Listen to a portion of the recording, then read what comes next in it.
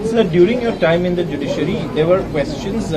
For example, in court, the Supreme Court also said that judges have no business giving interviews on No. cases before. What Supreme Court has said? What Supreme Court has said? So it was You are, quoted in from five- which media I have come? Sir, I'm from NDTV. So there From was widely NDTV. quoted. You are fully unfit for NDTV. So it was Fully unfit for hear me NDTV. out. So hear me out. Hear me out. No, no, no, I I'll will show not. you No, the- I will not. Sir, You see it yourself. Yes. Sir, Any it was other quoted in question? the- সাংবাদিকের উপর বিজয় চড়লেন অভিজিৎ গঙ্গোপাধ্যায়। এই সাংবাদিক এমন কি কথা বলেছেন যার জন্য অভিজিৎ গঙ্গোপাধ্যায় এতটাই রেগে গেলেন, এতটাই ক্রুদ্ধ হয়ে গেলেন এবং সেই সাংবাদিককে রীতিমতো অপমান করে দিলেন। এই সাংবাদিক একটা প্রশ্ন করেছিল, সে বলেছিল যে সুপ্রিম কোর্ট বলেছে যে একজন বিচারপতি থাকা অবস্থায় কখনোই নিউজ চ্যানেলে এসে ইন্টারভিউ দেওয়া উচিত নয়। এই প্রশ্নটা তিনি করেছিলেন। আর তারপরই রীতিমতো রেগে ওঠেন অভিজিৎ গঙ্গোপাধ্যায়। তিনি এই সাংবাদিককে অপমান করতে শুরু করেন। এই সাংবাদিককে প্রশ্ন করেন, তুমি কোন চ্যানেলের সাংবাদিক? তখন সেই সাংবাদিক বলে যে আমি এনডিটিভির সাংবাদিক।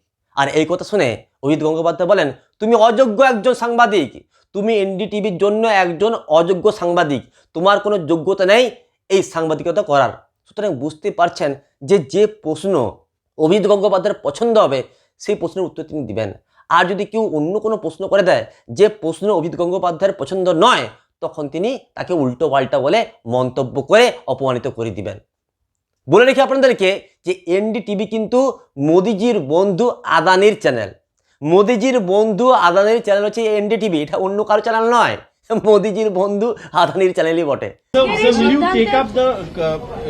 You heard the cases of the judges. I will not reply to any question of yours. Yes, Sir, No. questions. No, sorry. এই সাংবাদিক আবারও অভিজিৎ গঙ্গোপাধ্যায়কে প্রশ্ন করেন। তখন অভিজিৎ গঙ্গোপাধ্যায় বলেন, আমি তোমার কোনো প্রশ্নের উত্তর দেব না।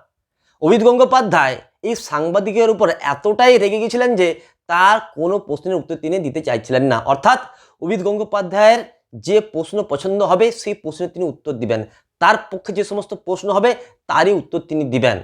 কিন্তু তার বিপক্ষে যদি কোনো প্রশ্ন হয় তার উত্তর তিনি দিবেন না। এবং সেই ধরনের প্রশ্ন যদি কোনো সাংবাদিক করে তাহলে তাকে তিনি অপমানিত করবেন, তাকে অযোগ্য বলবেন, তার প্রশ্নের উত্তর দিবেন না। এই ধরনের লোক হচ্ছেন অভিজিৎ গঙ্গোপাধ্যায়।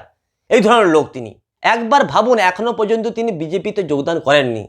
বিজেপিতে যোগদান করার পর তার ঔদ্ধত্য কতটা বাড়বে এখনই বোঝা যাচ্ছে।